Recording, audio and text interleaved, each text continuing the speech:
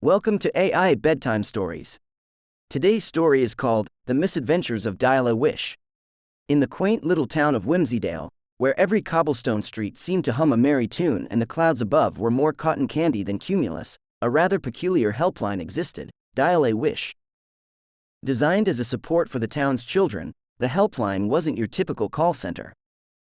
Instead of advice, it offered wishes, with operators trained in the delicate art of wish granting. This International Child Helpline Day was poised to be the most memorable yet, as the helpline had just received its 10,000th wish, a milestone that promised magical chaos of the highest order. At the heart of Dial-A-Wish's operations was Gregory Glimmer, a sprightly old wizard whose beard was as tangled as the town's telephone lines. Gregory, with his decades of experience and a hat that inexplicably changed colors, was preparing for a celebration that would cap his long career. However, his plans took a turn towards the tumultuous, thanks to a wish made by young Timmy Tumbleton, a boy whose imagination was as boundless as the ocean was deep. Timmy's wish was simple: I wish for a day where everything is upside down.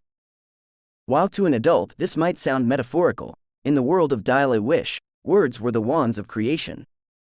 As the clock struck the hour of celebration, Whimsydale did indeed turn upside down. Trees dangled from the sky, cars flew poorly, instead of driving, and the river flowed backwards with fish swimming in bewildered spirals.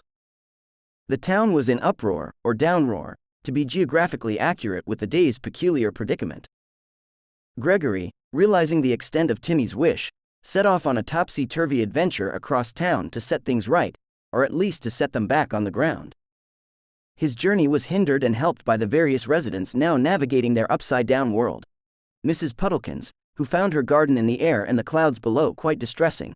Mr. Fumblefoot, who was thrilled to finally have his kites flying higher than ever, albeit downwards, and the mayor, who had lost his hat and was quite upside down about the situation. Gregory's quest led him to the local library, which now resembled a giant puzzle box, books fluttering about like birds set free from a cage. With the help of the librarian, Mrs. Leafsong, a woman whose knowledge of spellbooks was as vast as Gregory's own beard, they concocted a plan. Using a giant megaphone made from an enchanted conch shell, they broadcast a new wish: I wish for Whimsydale to be right side up. The magic of collective wishing, powered by every child and adult shouting their wish into the air, or ground, depending on their current orientation, began to take effect. Slowly, the town rotated, creaking and groaning as every tree, building, and bewildered cat twisted back into its proper place. When the world finally settled, with everyone's feet firmly on the ground, the town erupted in cheers, and a few sighs of relief from those experiencing vertigo. Timmy, seeing the chaos and joy his wish had brought, learned a valuable lesson about the power of words and wishes. Gregory Glimmer, now ready to retire, handed over the reins of Dial-A-Wish to Mrs. Leafsong, confident in her ability to handle the helpline's magic with care and a dash of necessary caution.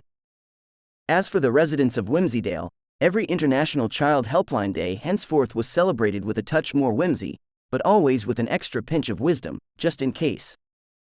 Thus, the tale of the misadventures of Dial-A-Wish became a beloved bedtime story in Whimsydale, reminding children and adults alike that while wishes can turn your world upside down, sometimes, that's exactly what makes life a magical, memorable ride.